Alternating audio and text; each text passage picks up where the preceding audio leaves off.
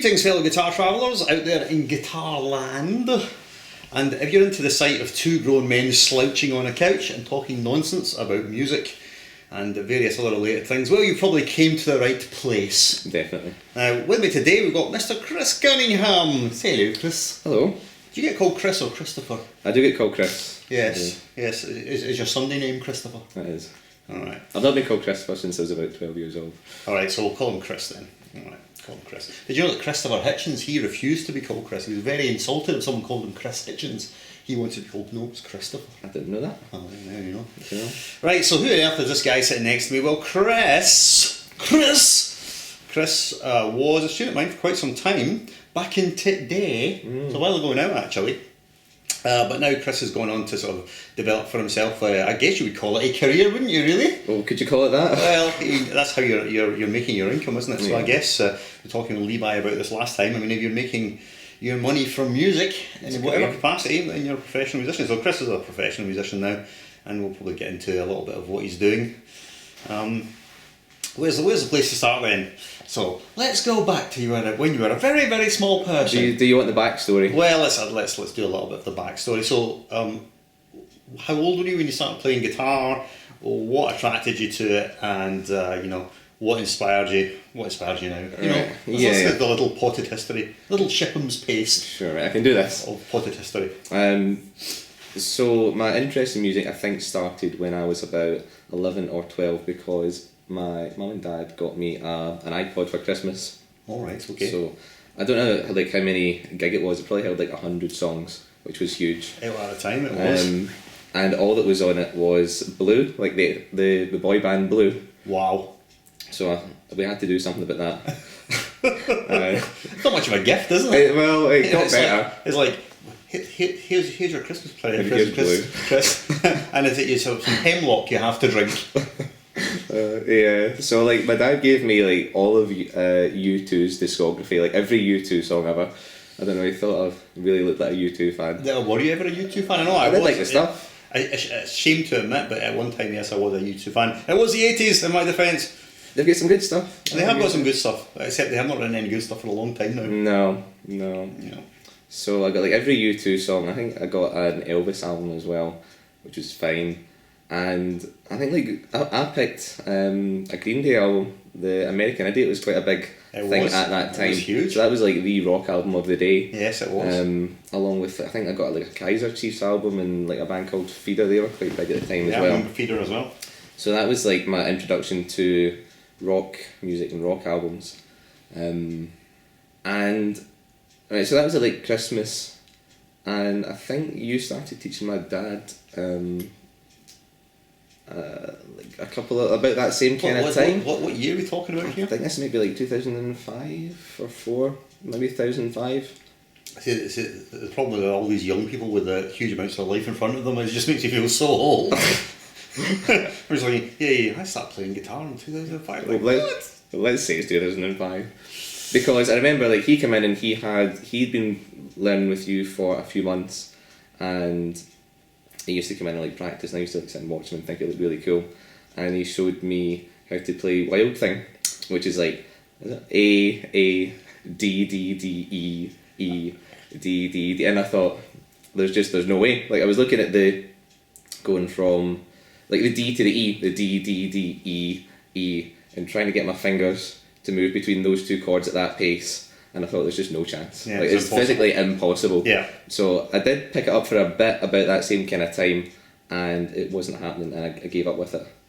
And then later on in that year, in July, there was the music channel VH1, and they done a rock a hard rock month, and they used to do all these countdowns of the 40 greatest guitar solos or the 100 greatest rock videos of all time and things like that. And I sat and watched a lot of them.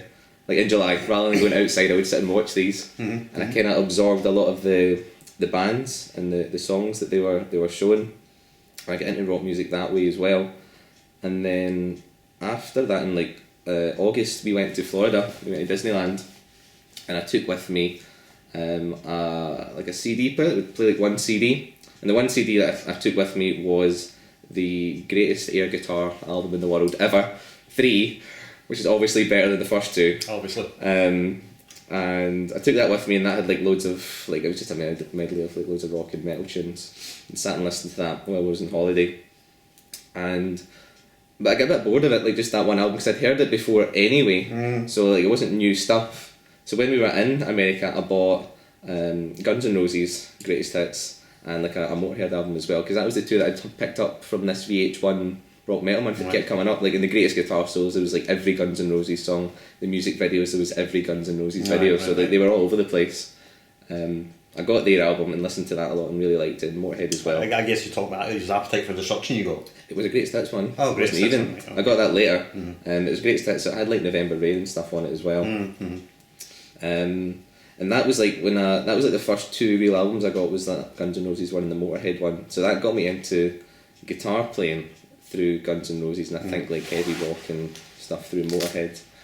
And I used to, like, when we were on holiday, you couldn't really find a time to listen to them because you're on like a family holiday. So I used to like sit in bed at night and like have them in and sit and listen to them that way. And then my mum would come in and would tell me to shut up and go to bed. So wow. Couldn't really listen to them that way either. But that kept me happy for a while, and then we got back and found like an Iron Maiden album sitting around the house, right? And that was a Greatest Hits one as well. Right. So just to be clear, is this, you were already playing the guitar at this point, or you were just getting... Well, I had tried it and I didn't like it because I thought it was too hard. Right. I couldn't get it, and I thought I didn't like it, but I didn't really have much of an interest in music at that time either, so I didn't know what it was supposed to sound like or look like. I didn't have apart from like just watching my dad. But like at this point, I was starting to get more into music, and like Iron Maiden were my guys, because I'd seen their like obviously like all the album covers when you're like 13 years old look really cool. Awesome. They look awesome.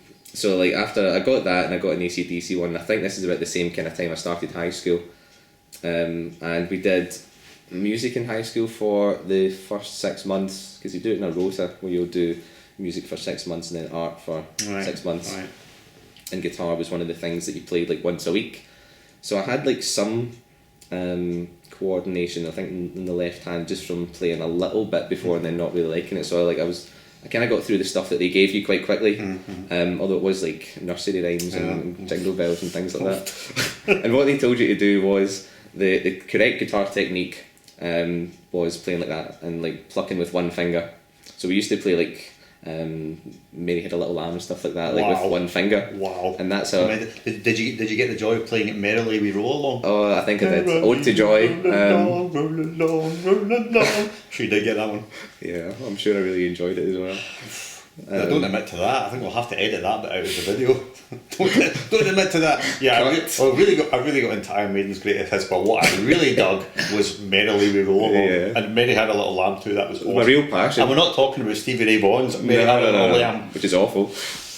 But no, right. So that was when I started playing guitar like more regularly, even though I was playing it like the one-fingered version. And I played at that for a long time. Maybe like 6 months to a year. I played with like one finger, and I played these melodies. Did you use more than one finger on the left hand? I think my left hand was all right, but I don't really remember. Because I was still trying to do like rock riffs as well. I could play Iron Man with like one finger. Wow. Well, I suppose using one finger is like the equivalent of just doing everything with downstrokes, isn't it? Kind of, it's kind of rocky. Yeah. And I started like hanging about with rock guys in school as well at this time, when they gave me like Megadeth albums and Metallica albums and things like that. And then like you watch these videos and you do see that they do all downstrokes. You see they're using a pick every single one of them. Right. So I kind of thought, better use a pick. Let's use a pick. And I hated it. For such a long time. And my right hand has never really felt totally natural. I think because of the way I've learned it. Because it's not been the first way that I've learned to play guitar. Like I had to force it to happen later on. I see. So it's always been the weaker side. Right, yes. I think for that reason. But eventually I got it to work, sort of. And yeah, that got me through high school, and I played like all this like the rock stuff, like metal stuff for a couple of years and got okay at it, and discovered Randy Rhoads. Yeah, that was quite a seminal influence for me as well. I think because I never really got into Van Halen that much, so I was aware of Eddie Van Halen, but I wasn't really listening to much of the stuff. And I remember hearing Randy Rhoads and just going, wow, mind blowing. because he was the first rock player he had with, you know, what up to that point had been a fairly sort of unheard of level of technique. Yeah. You know? Yeah. Interesting, we look at that level of technique and then we just go, meh. You know? Yeah. Meh. You know? But yeah, like when I used to look online at like Randy Rhoads' videos, there was always this battle, like still in like 2006 or 7, whatever, between Randy Rhoads and Van Halen, and that was you can only have one or the other. So like I never listened to Van Halen for that reason. So Right, I thought, I'll pick my side. I can't have him. And then discovered Van Halen like years later. Actually started liking him. It must be written somewhere that you know, if you're into one player, you can't possibly like another player. Yeah. Yeah. I thought I can't listen to Van Halen without cheating in my guy. So it's like you're having an affair. Yeah. You know, like, you know, I'm married to Randy, faithful to Randy, love Randy, even though Van Halen's really good looking. I just can't. I'm looking. No. Look away. Of course, you know that if you're like a really hardcore sort of believer, then even thinking about Van Halen, sacrilege. I know, but you've got to realise it's not even actually doing it. It's like the sin would be, right? The sin is not just liking Randy, but then listening to Van Halen. That'd be the ultimate sin, right? Yeah. Ozzy Osbourne, the ultimate sin, right? Oh, right. Right, yep. But well, that was J.K. Lee, wasn't it? What was that one, I think? Was it? Oh no, Was it no. not? Oh, so how little you know, young Padawan. I wish you could. Yeah, J.K. Lee was in the Ultimate Sin, great album. By the way, some great guitar playing. But anyway, back to this analogy, pointless analogy. Right, so in the really, really extreme versions of the cult, you know, like obviously if Randy's your guy and you're listening to Van Halen now, that's like the most egregious sin, right? But in the really extreme versions of the cult, listen to Randy and then even thinking about Van Halen, sin, you've sinned in your heart, repent, come back to Randy immediately. Yeah, I used to give myself 40 lashes every time Jump came on the radio. I know, I just do that because I enjoy that, you know. Yeah. It's a bit like Paul Bettany's character in the Da Vinci Code. Oh, yeah, I was thinking that actually. He just likes whipping himself, you know. I mean, it's not an odd thing to sort of come up with, you know. You just wake up in the morning and go, what do I fancy doing today? I know, a good scourging. Sing Van Halen. I know. Well, I could have my cornflakes, but before that, let's get the cat and nine tails out and give ourselves a right good scourging. Oh, yeah. I feel so much better for it. Classic piece of film, that one. It's fairly terrible, isn't it? Is Tom Hanks wearing a wig in that film? I couldn't tell you. It looks a bit. It looks. All I'll say is it looks suspiciously Nicolas Cage-esque. Right. You know, and they think, yeah. real hair. You know, no, I don't know. I don't think Nicolas Cage is a real person. No, I believe in Nicolas Cage. Yeah. I'm sure he exists. I'm not sure. Not convinced. Oh, you must have seen a Wicker Man. Yeah, the bees. The bees. Not the bees. Not the bees. No, not the bees. Oh, right. Anyway, so. Anyway, so I'm almost at your part of the story. Oh, so the exciting bits, the good bits. We're getting the good bit now. So this has been like 3 years of playing, I think, and I'm like Randy Rhoads mode, and I found just round at the shop round from my house there was a Randy Rhoads like dedicated magazine.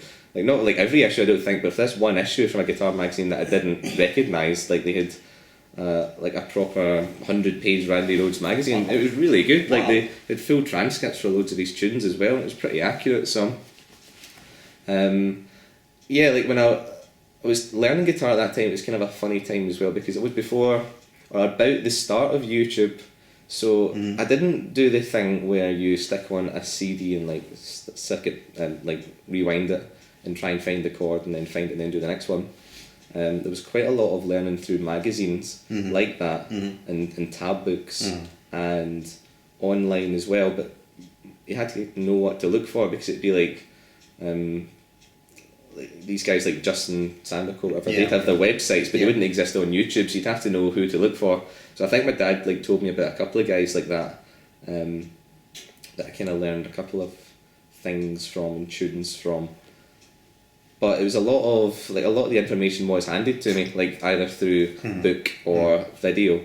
But you're sort of on the cusp of the YouTube generation. I was, yeah. But maybe not quite. No, because it must have been about like 2006, 7, something like that. So it was just after it started, but before it was huge. Obviously, my learning wasn't really like that. I mean. I did learn mostly orally, but which is not to say I didn't learn things from books. You know, because obviously you could get, even back in the 80s, when dinosaurs roamed the earth, you could get tab and you get fairly decent transcriptions. I remember having transcriptions of like Malmsteen albums, and I had the transcription for Tribute. Oh, I love that one. Randy That's Tribute. my I had a favourite transcription for that. I even had the T-shirt. So yeah, I mean, I did definitely learn through tab books and VHS videos. Of course, you could get, and I had some of those. The classic REH videos of Paul Gilbert and Ted's Rock. I mean, I would say that I learned to pick by watching that video. I think a lot of people did. Yeah, absolutely very, very influential. But still, a huge amount of the learning was done orally. Yeah. Just stick the record on. But quite quickly, I learned that even like when you buy a book, you assume that's it. That's the correct one because it's in book form and you've paid money for it. But very quickly, you learn that it's not at all. So accurate. Even though like Angus Young's on the front, that's not how you play Highway Hell. Yeah. Well, not all of these transcriptions are created equal. I mean, the thing about any transcriber, and I was talking to Levi about this, is that a transcription is only as good as the ear, the oral ability of the transcriber. Yeah. And you can't always be sure how someone plays something because they're not you. Yeah. Yes, even if you could transcribe the notes, say right, these are the notes he's playing. How is he actually playing them? The permutations on guitar are just freaking ludicrous. So if I did develop any oral part, then it would be by like looking at the wrong thing and then try to work out what the right thing was by like looking at videos or I remember you playing a had CD or whatever. reasonably pretty good oral skills, so It was okay, but I never worked at it, and I never spent enough time with it at all. I was really lazy with just looking at tabs and things like that. Try to get better though. this is an ongoing thing, isn't it? Develop your ear.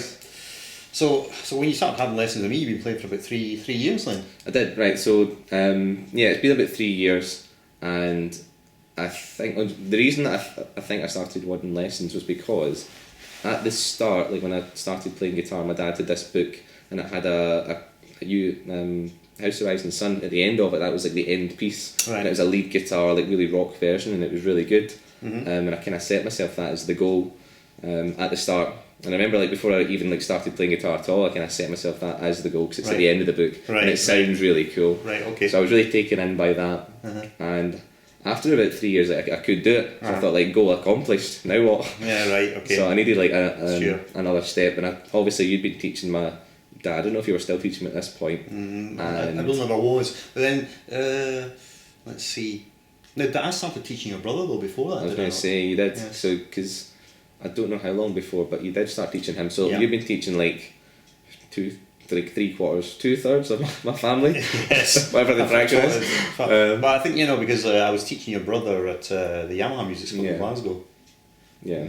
And I sat in for a lesson once, but it wasn't one of your ones, I don't think.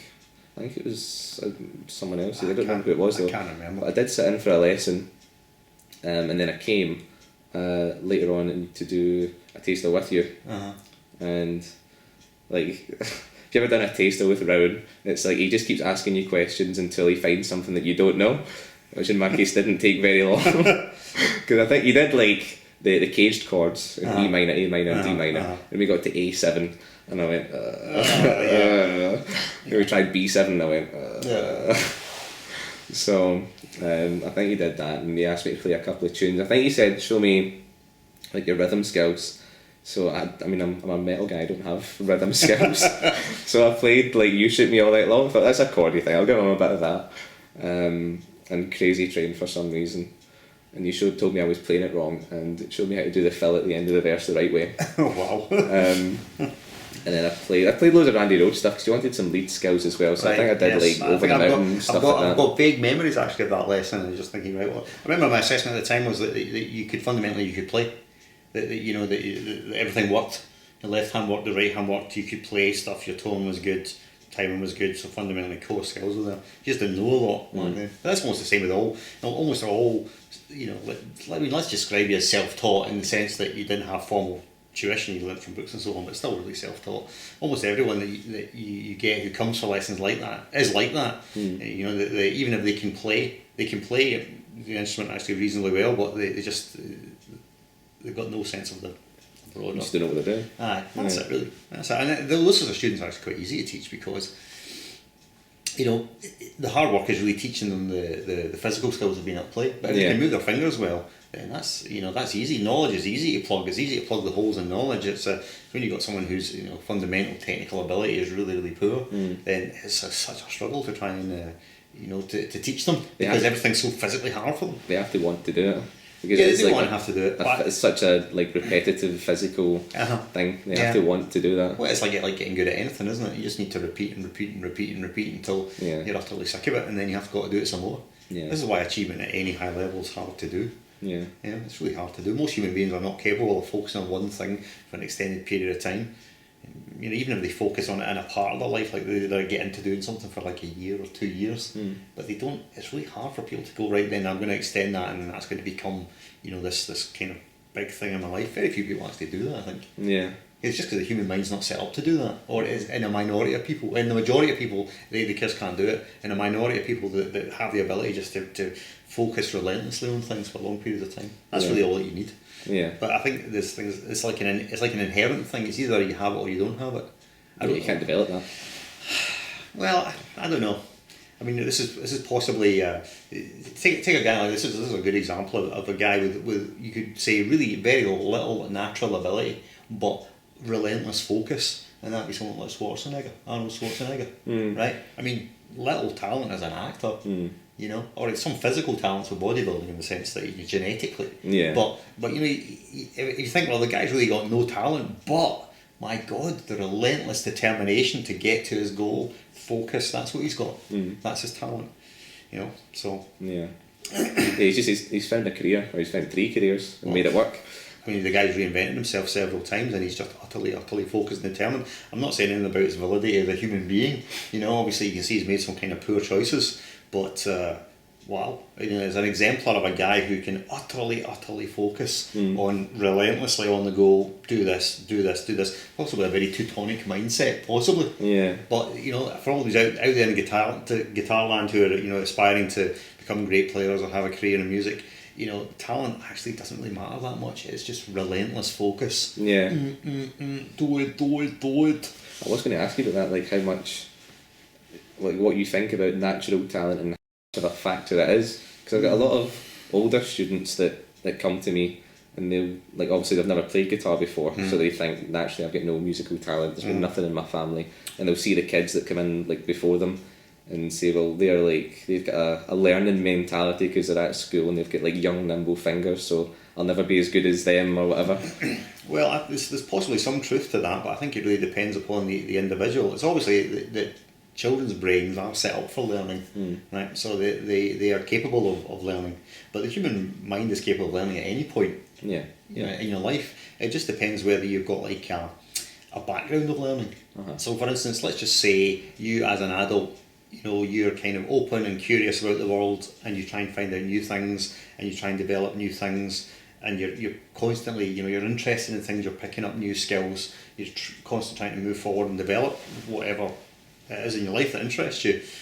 And then, if you're that sort of person, then acquiring a new skill probably isn't all that hard, because you've got experience doing it, and it's part of your life anyway, so it's probably not that difficult. But if you're talking about someone who, say, left school at 16 years old, and especially they've done like a sort of a manual labouring sort of job, which I'm not saying there's anything wrong with doing a manual labouring job, but if you've done really one job which is basically very repetitive and doesn't really require any further learning or development of your skill set, then if you get to a point in life just go, well, I want to do this now, I want to learn this, it's really, really very hard for you to pick up new skills because you've forgotten how to learn. And it's true, it's actually inside your brain. You've lost the mental plasticity that's required for learning. So I don't think it's true that people can't learn, but I think it really depends upon whether they've got a track record of learning throughout their life. If they have, then it's probably not going to be a problem. If they haven't, then it could be very difficult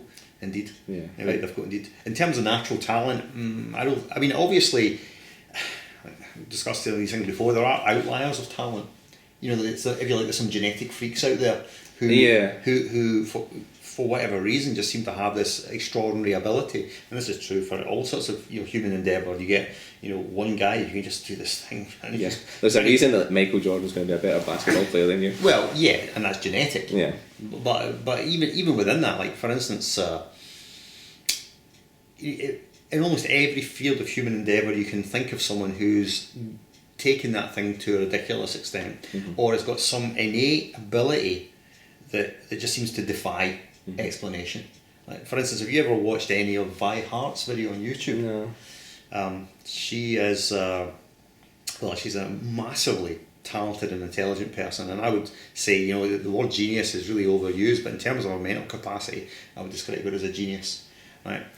And when you watch her videos, what you really realise is that her mental processes are operating on a totally different level from your mental processes, and I believe that. They're such a different level that you can't even understand what her process is. Yeah. It's just so far above your level of perception. What is it she does? It's kind of hard to describe what Vi Hart does. She's primarily into math, but she's also a ridiculously talented musician. Oh no, I think I have seen this. One of it was it called 12 Tones? I think I have. It's a major YouTube hit. For those out there that are interested in checking this lady out, Vi Hart, she's called. Now, when I watch her videos, it's truly humbling because you just see someone who is far more intelligent and gifted than you are, and knows far more and understands far more on a much deeper level than you will be able to. So what's the explanation for that? Very good genes. Is that just education? No, it's not education. There's no amount of education that I could take that would enable me to function on her level. So the notion that you can learn everything through education is not true, because there's some things which are inherently part of someone's makeup that is not transferable to someone else.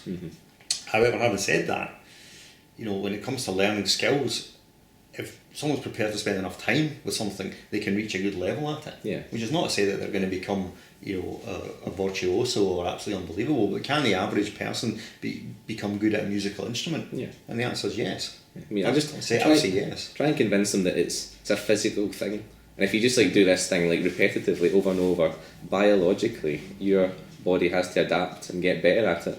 Yeah, absolutely. Absolutely. But I think it also that is true. But of course, certainly I have. I know you have taught likes of say adults who are sort of over 50, and sometimes it can be very hard to teach those sorts of students because again, it's mental plasticity that they've lost, and also sometimes it can be very be physical. Especially seriously, we had a guy who's done physical manual labour their whole life. Their hands and everything, the size of their fingers, everything grows, and they just don't have very much digital flexibility. And obviously play the guitar is predicated upon digital control. Yeah. And you've got no digital control, then it's tough. Yeah. It's absolutely tough. I think the technical side of the guitar, I don't necessarily find the hardest thing to teach. The things which I find are the hardest to convey to people if they don't actually have it, is things like what I call arrhythmia.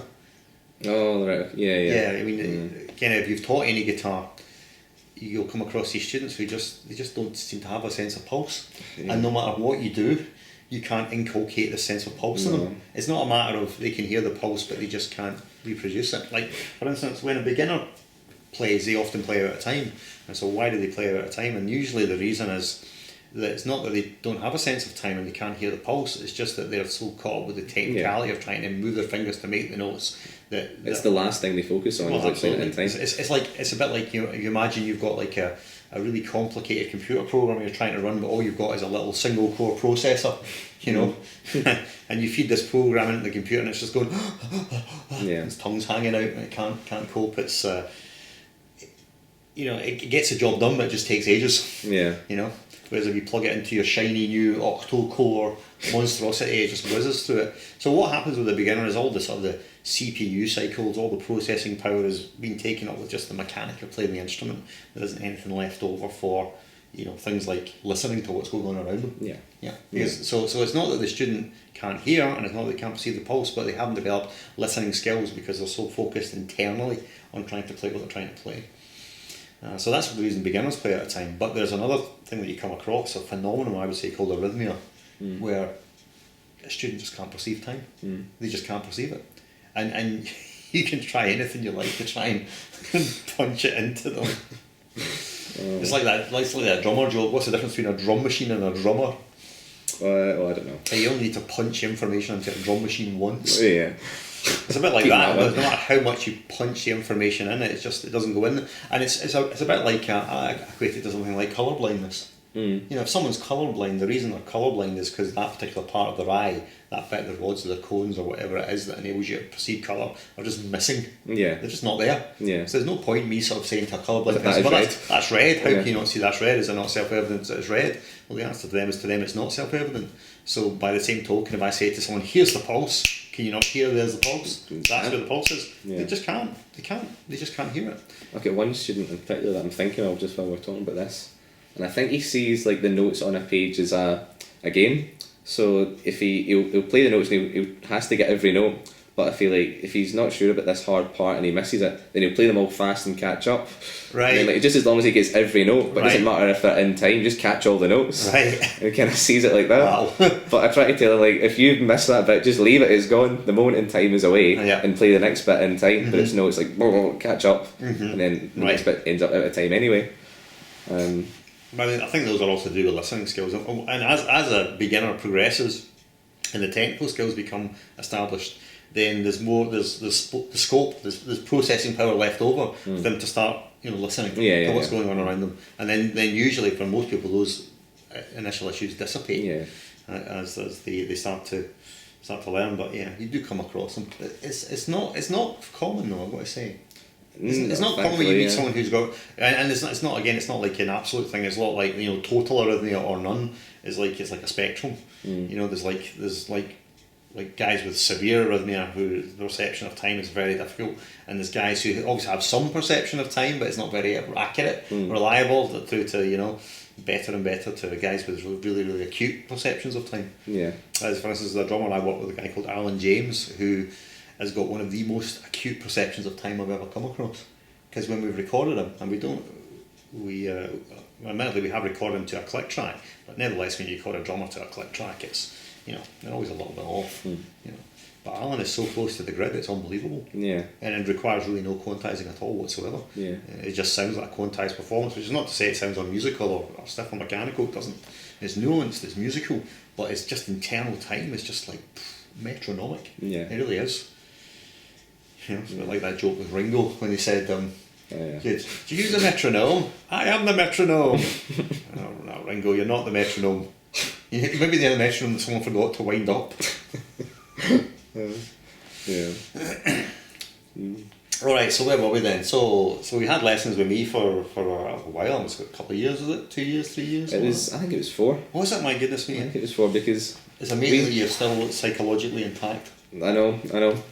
You've definitely lost something mentally in those 4 years. Trauma being taught by me for 4 years. I think because we started at grade 3 and we got through you did, we did, but we cracked through the grades, really. The first couple, yeah. We did really crack through, and then you eventually passed the Yamaha guitar counters grade 8. For those of you that don't know, if there is a holy grail of grade 8s, it's the Yamaha Guitar Encounters GE8 grade 8, which is monstrously hard. And I've got to say that a lot of people don't actually make it all the way. I've got a number of students who've fallen at the fence, naming no names. Your brother, for instance. I could name one. No, it's very true. It's an extremely tough grade 8 indeed. It really does, sets the cats amongst the pigeons, separates the men from the boys, and all that sort of thing. It's tough. It's by far the UK's hardest grade 8, and I'm including all ABRSM, classical guitar and all that. It's harder than that, I would say. And what did you get for it? I got 90. 90 out of 100. 90%. 90% of 100, which is phenomenally hard to do. Some great tunes in it though. There's some great tunes in it, yeah. There's a really range of stuff you can play. It's a pity that you can't go and buy it in the shops. It's exclusive to Yamaha music schools. And Chris, you're now a Yamaha music school teacher, yeah. Yes, so we've inculcated him, we've brainwashed him to the point that he's now he's a loyal Yamaha slave. Yeah. We were just talking about a particular guitar player who might be a bit of a cult leader, naming no names. Yeah, but now it says me, I'm a cult leader. Yeah. I'm brainwashing people into, you will become a servant of Yamaha. Yes, master. We were talking about him. You know that if you want an Igor? Well, like Igors who if you're like an evil mastermind, like a Frankenstein character, you always need an Igor. You always need an Igor. Igors are very, very handy characters. Yeah. Like you can actually get an Igor. Just go online and go to www.yesmaster.com, And you can get a sort of a nice good Igor. I could love it. Everyone needs an Igor, I tell you, very handy. A lackey? Well, it's just if you happen to lop off a hand in a horrible chainsaw accident, Igors are very handy, come and sew your hand back on. Don't do that. I need my hands. My hobby, my work. I know. My life. That's what I keep saying, that you get students who get better than me, you know. I'm just going to lop their hand off, go, well, see how well you play the guitar now, Stumpy. Yeah, you missed your chance when Brandon was over I know. Well, you know, it's because the dungeon wasn't quite complete. Oh, I see. So, yeah, Chris was actually, was one of my most, has been historically one of my most capable students, and has gone to great things. So what are you doing with yourself now then? So you're teaching for Yamaha, doing a bit of private teaching? I'm teaching for Yamaha a couple of days a week, doing a bit of private teaching from the house. I'm trying to develop that as much as possible and make like a decent living out of teaching, because it's the most reliable income, I think, for me as a musician. And I really like doing it as well. I find it really satisfying to do. But I would also like to do more live playing. Yeah. I try to find the balance this year in particular, I think, between teaching and live playing. Ideally, like teaching through the day and like live playing at night and work it that way. Yeah. It seems like that would be a healthy way to live, like as a musician. Even if I'm not like making huge amounts of money, it's a satisfying, it's a fun way to live. Certainly. So I'd be happy if I could just do that, and then maybe work in like other ways, because being a musician is like spinning so many plates, because you can't obviously do just one thing. No, you can't. So I'd be happy doing those two things this year, and then looking at maybe like online lessons or I don't know, some other way to earn a living from music. We've already talked about this in some of the other videos, that if you want to make a living out of music, you just need multiple things. Yeah. And you need to be able to do just tons of things now. It's not just enough to be able to, you know, play in a band or do a bit of teaching. You've got to just have multiple skill sets, and this includes things like, you know, music production. Yeah, recording yourself. Even like, you want an online presence, you need to be able to become a video editor as well. Yeah. You know, all these light ancillary skills. But this kind of goes back to the thing talking about, you know, developing your skill set. If you keep developing your skill set throughout your whole life, your career, then it's not going to be difficult to learn new skills. I do actually make a point of trying to acquire one new skill every year. Yeah. Even if it's not like a, you know, actually brand new skill. It's not as if I'm going to go out and start playing tennis and call that a new skill. Well, I really knows I might. You could do that. I could do that, but I don't as lightly. I make enough of a racket as it is. Oh. Painful. What's your new skill this year? Actually, I've yet to identify it. You get time. One of the major things that happened last year was that I really discovered that I certainly had the ability and the skill to write and arrange properly for piano keyboards, which is something I didn't have the confidence to do before. So, you know, obviously I can play piano and keyboards somewhat. I'm not a fantastic player, but it occurred to me that, you know, a composer can't necessarily play every instrument in the orchestra. No. I mean, you don't think John Williams is a great bassoon player? Somehow. Maybe. Not that I'm equating myself to John Williams, far be it from the case. You know, neither of them, neither the guitar player nor the quite good, aren't they? No, but the point is that a composer doesn't have to play all the instruments they can write for.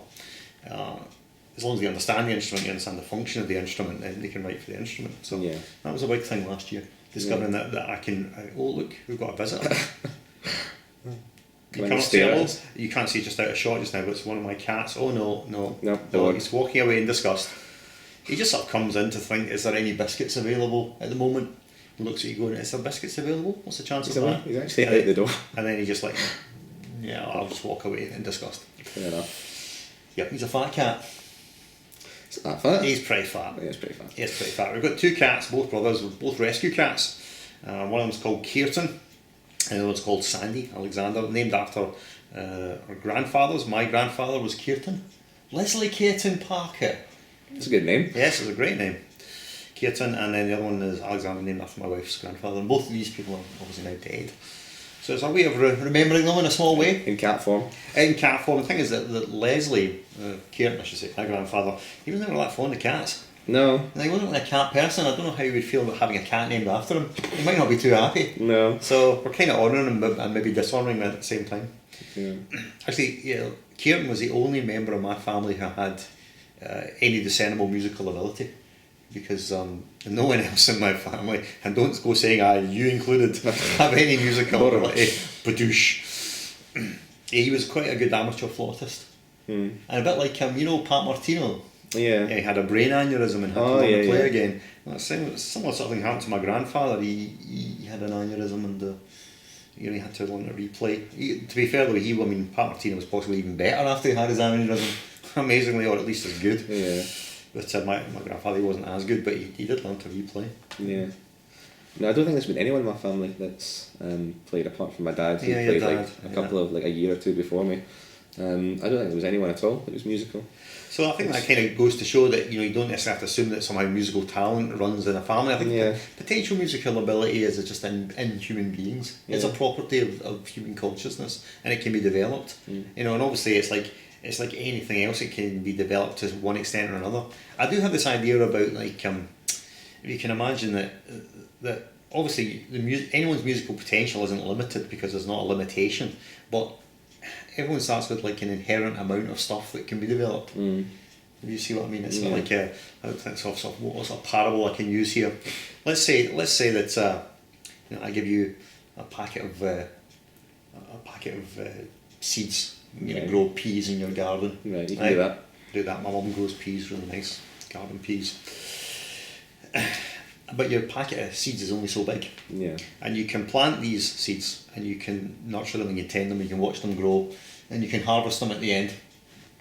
But you're not going to get more peas than you have seeds. Yeah. You're not going to get more pea plants than you have seeds.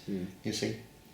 So everyone has this little native packet of seeds that they have, and it's really, really, I would say probably impossible to add to that packet. You can take the seed and you can grow the plant and you can make the plant bigger and you can make it more luxuriant and vibrant and you can care for it, you can tend it, but you can't. I mean, there's physical limitations. Yeah, but I think like for instance, there's some students you must have taught and you must have thought this guy has got a lot of inherent limitations, and it's not just to do with the fact they've not been playing very long or whatever it is. There's just the capacity for expansion is for whatever reason really limited. And so I would kind of equate this to this guy's got a fairly small seed packet which you can't do that much with, you know. Yeah, you make the most of what you have. Yeah, just as long as you recognise what you have and don't expect too much. It's like trying to get back to the song with someone who's extraordinarily capable, is that you will not be able to match that. Yeah, you just got to accept that. So for instance, will I ever be as good an electric guitar player as Guthrie Goldman? Will I ever? No matter how hard I practice? Probably not.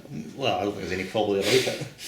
The answer is no, right? And you say, well, how can you say that? And my response would be, if I was going to be that good, I'd already be that good. Yeah. I would be that good.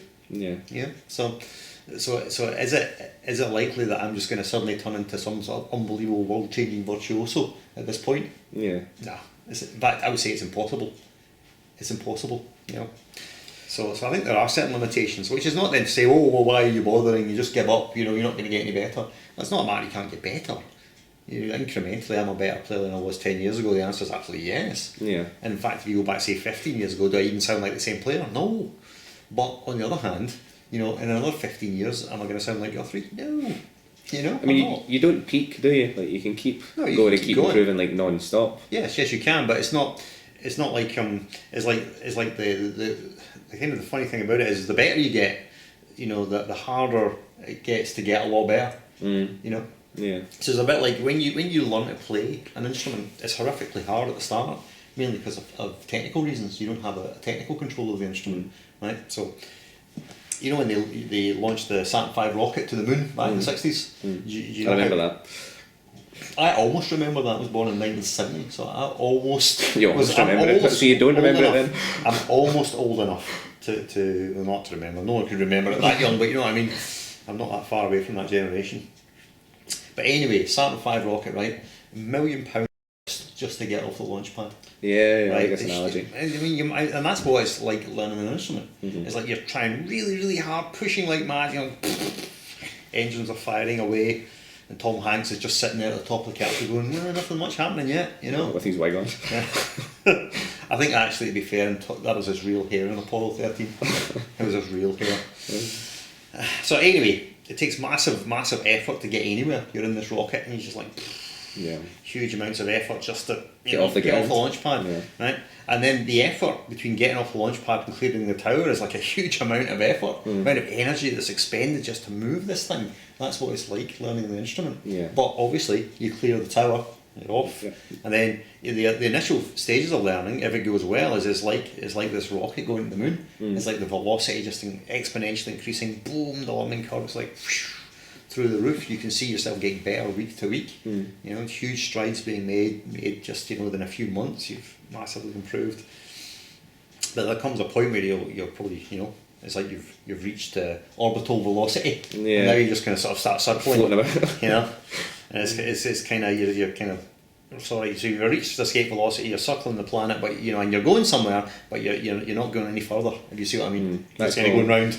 That's being stuck in a rut. Kind of. How do you get out of that? Well, you've got to apply the second stage booster and try and get up to a higher orbit. Yeah. So it's a bit like that, and you've got to hope that there's enough in the tank to get you. But it gets harder and harder and harder the further on you get to improve. And also the thing is, if you start becoming a pro, then you start getting busy. You know. Yeah. So let's say that you used to spend a lot of time practicing. Yeah. Cause I was like, and now I had time.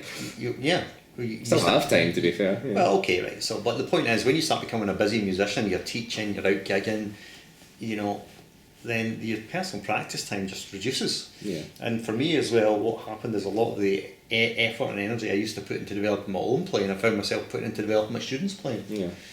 So your own development, it either gets put on hold or it's much slower than it would be. That explains why I've been playing for 30 years and I'm not a lot better than I am, because for most of my playing career I've actually been pretty busy. Yeah. Admittedly at this point in my career I'm actually not nearly as busy as I was, say, 5 or 10 years ago. Yeah. There was a point maybe about maybe not 10 years ago, but there was a point when I was working like 60, 70 days in a row without a day off, without a single day off. Yeah, it's hardcore. And I actually got quite sick at one time, working Yeah. that hard I did. Really, really ill. Yeah, that's dangerous. Yeah, it was, I think, it wasn't good. But at the time I was loving it, It was actually a matter of pride. I've just worked for 30 days without a day off. Now I've worked for 50 days without a day off. And you just think, well, that's absolutely freaking insane. Yeah. So by that barometer, I'm doing an awful lot less now, but I probably have a better life. There's no danger of me working 60 days a day off. Well, So. this was a time when there was a period when I was gigging in something ridiculous like 5 bands. I was gigging in 5 bands. How do you find the time to gig with 5 bands and Well, rehearse? because not all those bands were gigging all the time. Yeah, okay, I suppose. So some of the bands where it's more intermittent. So I was gigging with 5 bands. I was teaching privately. I was teaching for Yamaha, and then when I started doing other stuff like examining, examining was all over the place. And when I started doing the instruction, teacher training for Yamaha, it was very busy. So there were periods when it was like it was just monster, absolute monster. So it's certainly calmed down a bit in the last 2 or 3 years. But then I'm sort of running this online thing now. For all you, but it's working from home, so what's that? It's working from home. Yeah, pretty much. It's a more or less an online business now. Whereas before it was a lot of travelling. Yeah, all over, like international. Yeah, it was a hell of a lot of travelling. Whereas now it's mostly sort of run from home, which is certainly better for happiness, I think. Yeah, it's better for your health. Certainly for my health. At least I can go to the gym now. Yeah, that's true. The gym's just over there. That's right. It's just like literally roll down the hill, you're there. You walk out my front door and you walk to the bottom of the street. It's Tollcross Park. It's actually very beautiful. You walk through Tollcross Park and there's the Tollcross Leisure Centre. So it's the Tollcross International Swimming Centre, isn't it? This is true. Yeah, where they actually held part of the Commonwealth Games. Well, I don't know. What else have we got to talk about? It seems to have sort of talked through that. Yeah. Well, just since you were talking about pain, then we can talk about pain. Like this year, I've started to notice like lower back pain. Oh yeah. And I've started to notice like ringing in my ears. I hear ringing in my ears, but mostly it's Mandy. So I've started to notice like these physical things at age 22, which isn't good. Oof. So has there been stuff that you've done? Yeah, I mean, to help this or prevent it? Yes. I've never really suffered from hearing problems. Mainly that's because I'm actually a little bit deaf. Right. Did you know that? What? That was not even a moment. The reason I'm a little bit deaf has nothing to do with the music related stuff. It's when I was a child I had an inner ear infection, and the way they used to treat that was actually they would whisk you into hospital they'd actually puncture your eardrum, and they put in this little thing in your inner ear called a grommet. And Wallace wasn't allowed to join it. They put in a grommet, right, and then what was supposed to happen is that eventually this grommet would fall out, and then your eardrum would heal over. Right? The first time they did this operation, it wasn't a success, and they had to do it again. And the second time they did it, this eardrum never healed properly. So it's perforated and it's quite scarred. So I've got maybe about a 50% hearing loss in this ear. Oh really? Yeah. I didn't know that. Yeah. The last time I went to see about it, and so my hearing's not deteriorated anything beyond that, other than I've probably lost a little bit of stuff on the top end, the top frequencies. I mean, especially as you get older, they tend to go anyway. Yeah. So probably the top frequencies have gone a little bit. But the reason my hearing's not really suffered is because I've never really played in like massively loud bands. Yeah. You know, I've never done like a death metal band or anything like that. You know, so most of the bands I've played in never been really that loud. But neither have I. I've hardly played in any bands at all, so I don't know where this came from. But it's. Well, I mean, if you suspect it's been caused by playing, I mean, obviously anything it is. else. Yeah. You got to just ear protectors. You know, Yeah, I've got them now. Just every gig, every rehearsal. Yeah, definitely. So I suppose I've been fortunate. I've not suffered from anything like that. But maybe that's because I had some hearing loss anyway. Might have been. So yeah. you know, the possibility for hearing damage is less. So yeah, I've got a bit of deafness, just a childhood illness. Yeah. I actually went to see it. They say they can probably fix that now with like a little skin graft. They can actually take a bit of skin from somewhere in your body and actually graft it onto your eardrum. Right. But then I spoke to the guys about it, the doctor about it, and I said to him, well, you know, is there a possibility that something could go wrong and my hearing be worse? There's always that possibility. And isn't he there? couldn't say, well, we can't absolutely rule it out. It's very unlikely, but we can't rule it out. And I just said to him, you know, what I do, I'm a musician, and if I was to, you know, lose all my hearing in this year, that would not be good. No. And so I can cope with the level of perception I have, because I'm obviously used to it, receiving it my whole life. Yeah. So I thought, no, I'm not going to do that. No. I'm just going to go to my grave with a little perforated, punctured eardrum. Yeah. Right. Okay. So the hearing thing, obviously, is self-evident. The back stuff, yeah, I have suffered quite a lot from back pain and sciatica, and it's especially when I was overweight. I don't think I was ever I wasn't obesely overweight, but I was quite overweight, and you can watch some of my YouTube videos, and I'm pretty fat in some of them. I think at one point I was knocking on the door of 15 stone, and I'm about 5'10". So that is like way too heavy for someone of that height. You know, and I wasn't doing any exercise, and the diet wasn't tremendously good either, so I really was turning to that west of Scotland cliche, you know, middle-aged, overweight, balding. Oh, yeah. So now I'm just middle-aged and balding instead of being overweight. Yeah, so because of that, and because of sitting down for long periods of time, Yeah. That's what it is. literally days where I would teach for 10 hours. Yeah. Sitting down for 10 hours, and that is not good for you. Yeah. It's not good for you at all. The amount of compression on your spine and all that sort of thing. Not in any amount of good posture can prevent it if you're doing it for that length of time. It's just nothing you can do about that. So I mean, since I've been teaching full time for 20 years, and really been teaching for like 25 years more than that, the number of hours I've sat down to teach guitar, it's got to be in the tens of thousands now. So that's going to have definite deleterious effects on your back. So I suffer a lot from lower back pain, lower back rigidity, sciatica. And at one time I had really quite severe sciatica in both my legs. Yeah. So sometimes to such an extent that I would find it quite difficult to stretch my legs out when I was sleeping, and I would tend to kind of sleep in a sort of fetal position with my legs drawn up, because to stretch them out, you know, would be painful. The sciatica was really quite painful. So I really didn't do very much about that, you know, taught for long periods of time, just sort of enduring and you know, putting up with the pain. But the thing that really made a difference is when about 3 years ago, when I just decided, right, enough's enough. You know, I might be becoming a fat guy on the outside, but I'm not a fat guy on the inside. Just determination to lose a lot of weight. So I go to the gym regularly, and amazingly, quite quickly, a lot of the back pain just went. Yeah. Like for instance, sciatica certainly disappeared. Yeah. Very quickly, sciatica disappeared. Back pain mostly disappeared. I still have got quite a lot of stiffness in the lower back, which I don't think I'll ever go away. For instance, I do yoga. Right? I know what you're thinking out there. Oh, yoga, that's for grannies. No, We're waiting for your yoga instructional DVD. Not the sort of yoga that I get put through. It's put it this way: I sweat as much in a yoga class as I will sweat on a 5k run. It is that tough. That tough. But there's a lot of poses you do in yoga which require flexibility in your lower back, and I find those very difficult to do. And some of these are very basic poses. You know, like for instance, tucking your head between your knees. Right. I can't do that. Yeah. I can't do that because my lower back, you know, so it's like right across here. And when I do get lower back pain, it's like this band of muscle right across my lower back, which just feels like solid. Yeah. And it won't move. So for me, exercising and doing something like yoga is not cured the problem, and I don't think now it'll ever cure the problem because I've been doing it for so long, and obviously to make a living I have to keep doing it. So I'm not removing the source of the aggravation, but it makes it manageable. It means I'm not in pain, and it means that most of the time it's not a problem. And now I'm basically I'm fit. I'm actually fit for the first time in my life as an adult, which is quite shocking. I'm 45. And my actual physical fitness is probably as good as it's ever been. Later than never. Yeah, well, I know. It just proves that it's never too late. And you just need the determination just to go. Just to go. You just go to the gym even when you can't be bothered. Yeah. You know, I just did a lot of cardio. One time I was doing so much cardio that like on phones now you get a little heart rate monitor, and you can stick your finger on the back of the thing that gives you your heart rate. And obviously these things are not entirely accurate, but they're fairly accurate. Yeah.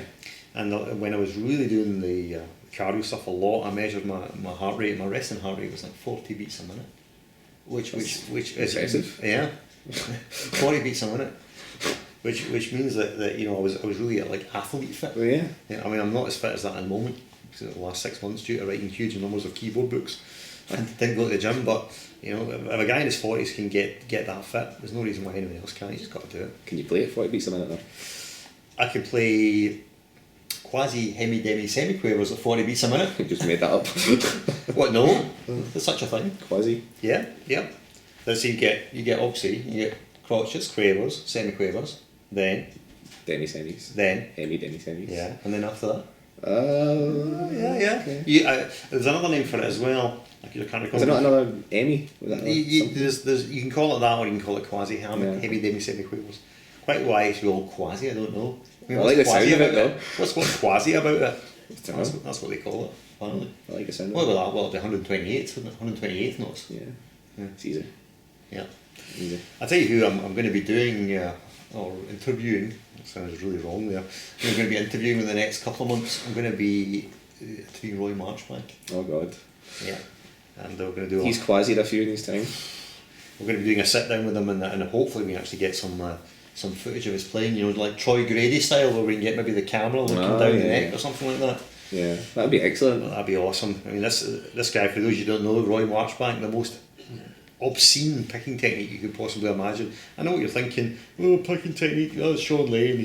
Think of all the monster alternate pickers. Oh yeah. Give us some monster alternate picker that you think, wow, amazing picking technique. I mean, Sean Lane is the first one, but I mean, there's loads of the shred guys. There's tons of them, right? Tons of them. Actually, really, before I'd seen Roy do his thing, I was thinking, Rusty Cooley's probably the best picking. Or Michelangelo, whatever. Well, I don't actually. Michelangelo, I'm not so keen on, to be honest. I'm not keen on his playing anyway. Not keen on either. No, but from a purely technical perspective, I would say Rusty Cooley, right hand, ludicrous. Right, and when I saw that, I thought, no one's going to be better than that. Oh, go and watch Roy Marchbank. Yeah, it's a blur. There's something about the way he holds the pick and how he manages to move his right hand, which is inexplicable. It's a bit like the Vi Hart thing. You never understand how he's actually doing it. Yeah. But he is doing it. So hopefully we can get some footage of that and show you what it's like. No, I'd love to see that. Yeah. So hopefully I'll go ahead. We've already set the date up for sort of mid-March. So hopefully nothing will transpire to prevent that. Yeah, so back pain as a musician is a problem. I'll tell you, it's one other thing that I used to, when I did a lot of wedding gigs, function stuff, function band stuff, I used to use my Les Paul. Oh. But that's a really heavy guitar. And note to the wise, and this just seems utterly obvious, is that if you're going to do long gigs, that sort of thing, long function band gigs, and we sometimes do gigs that are 3 hours long, Light guitar. the weight of a heavy guitar on your shoulder is an extremely bad idea. There was some nights I came off stage, literally my whole shoulder was just numb from the weight of the instrument. Yeah. And so after a few of those gigs, I was just like, well, that's insane. Yeah. I'm just not going to do that. I got a bit of that as well when I started teaching, because you do a lot of teaching standing up. Right, of course. You don't have things And I hadn't really played that much standing up before, like for that length of time, so I did get a bit of tightness there, but it's kind of like fixed itself. I think because there's a decent amount of like standing up and sitting down like intermingled. Yeah. But yeah, it's quite, I can see that'd be a problem as You well. know, most of the time, well, obviously I'm not currently teaching at a music school, but most of the time when I would just take that little nylon string of mine. And I would just I've got this thing going on where I can play standing up without a strap. I've tried to do that. Yeah. It just slips all the time. I end up like wobbling in one leg. I'm usually holding the body of the guitar against my chest with this part of my elbow, which means I can play pretty much. I mean, I can't play anything like massively complicated, but all the things you need to play while you're teaching, you can play. All the accompaniments and so on, you can do all that stuff. And what I like about that is it's really portable, so you can walk around with it. It also means you're not psychologically tied on the lead. Yeah. You know, because you always get that as soon as you plug the guitar in, then psychologically, even though it's like a 20-foot stage lead, You're aware. You're aware of the fact that somehow, and it does make you a lot less mobile because you're always aware of this lead. Yeah. The only way around it is to get like either a wireless system or just do the acoustic thing. I like the acoustic thing. Yeah.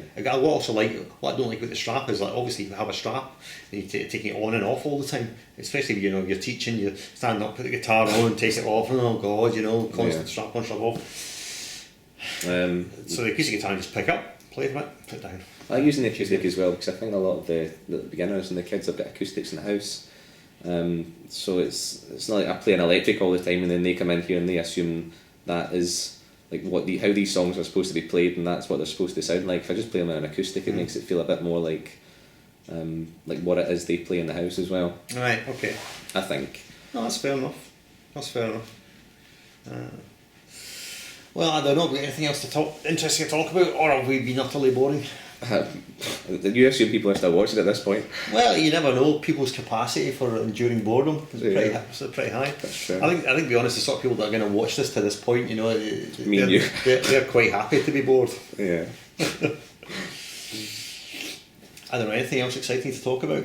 I think I've asked you the questions I wanted to ask you. Yeah, I mean, I could start rambling on about something else, I suppose. I did want to ask you actually, the other one I wanted to ask you about was music courses in colleges and university. don't even go there. No, do you not want to go there? I think we've already opened that Pandora's box in some other episodes. Did we? My view of it really is that the number one, it depends which uni you go to, right? Because the quality of the courses are just not all the same. It's self-evident. Some courses are much better than others. Will having a degree in music, a qualification in music, enable you to get further in the music industry? I would say in general, no.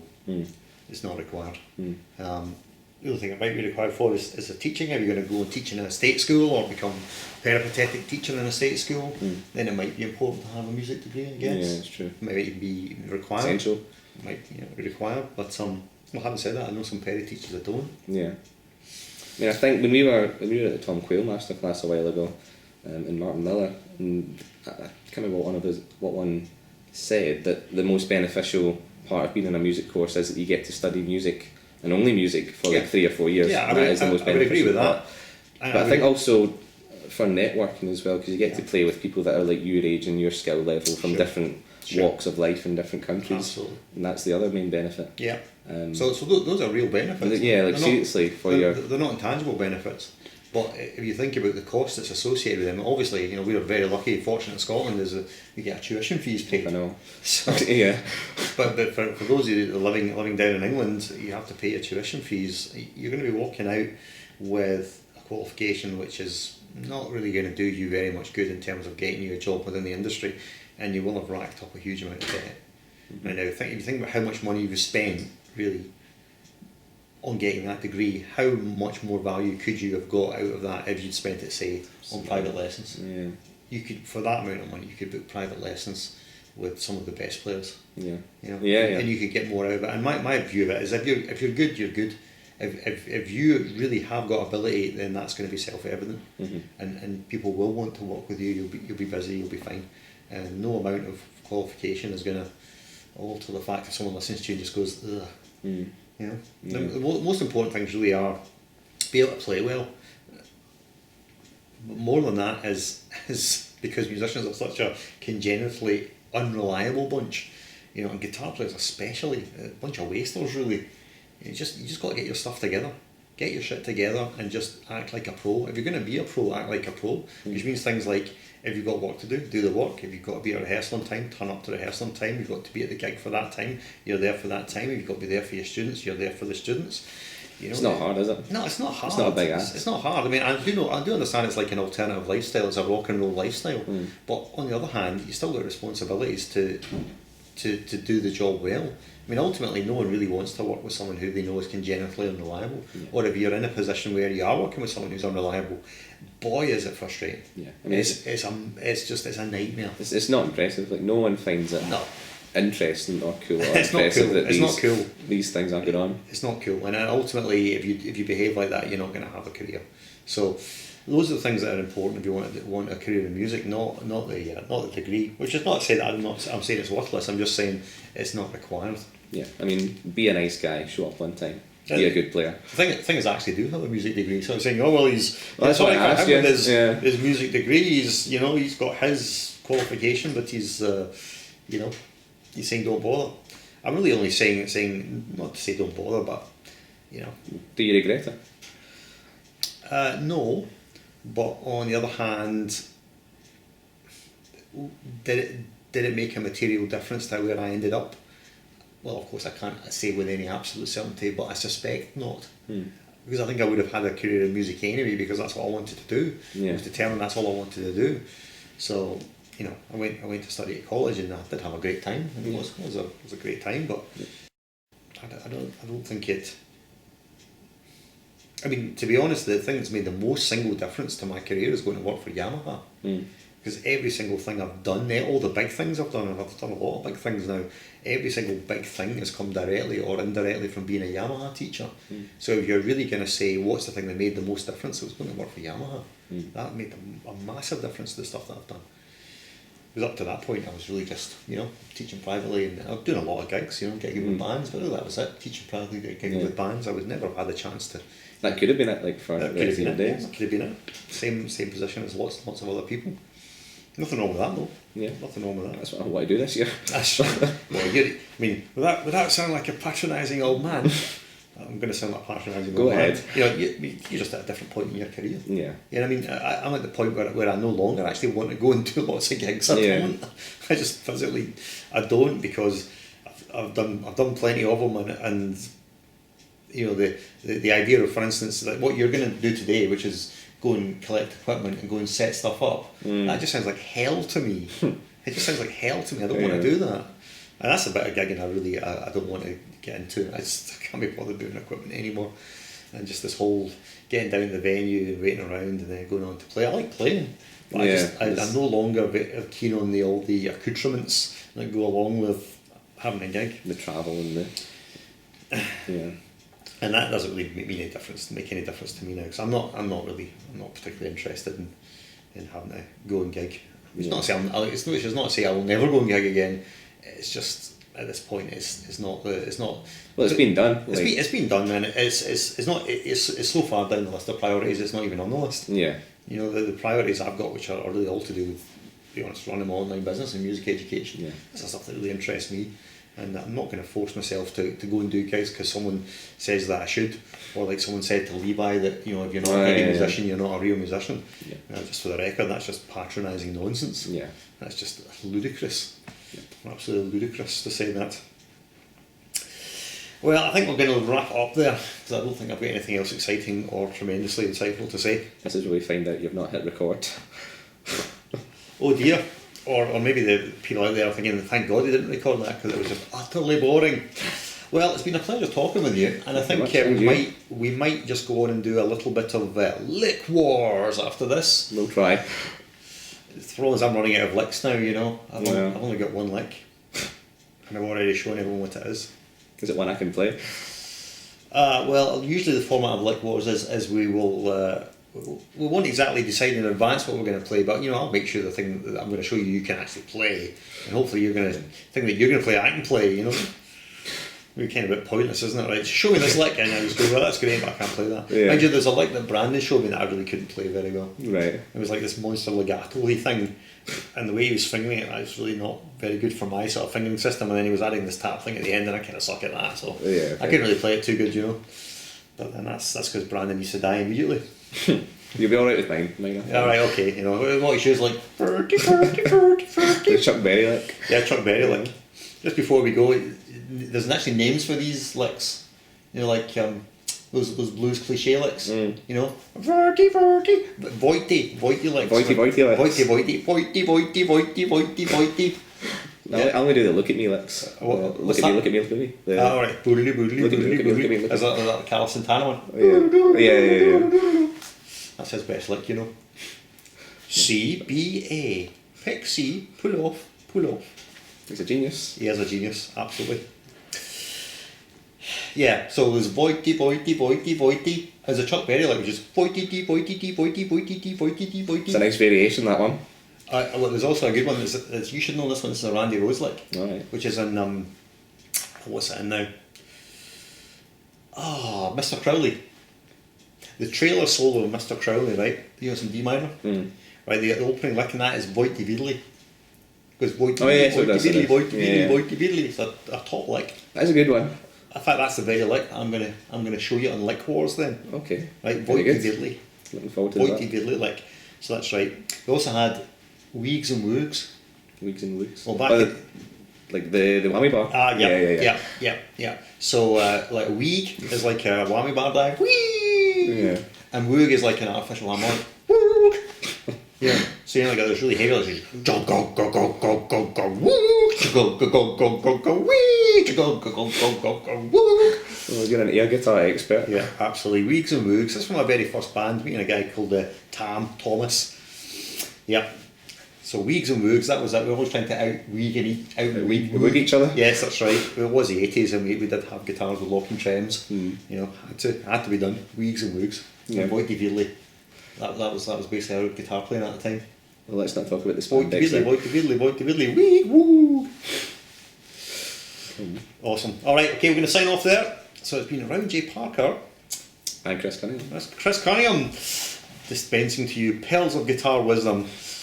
Well, next time, I don't know who we're going to have on next time. I'm just going to have to search through. I mean, not that I want to imply it was scraping the bottom of the barrel or anything like that, having you on. Oh, no. No. We've actually got beyond the bottom of the barrel now. No, I've got lots of other kind of quite interesting people to bring on and talk to you about. Hey, here's a good put down, right? Before we go, right? You know the saying we say to someone, you know, you're way out of my league. Aye, the league below me. See? Writing that one down. Absolutely. You're way out of my league. It's the league below me. Alright. So, see you next time. Thank you. Farewell.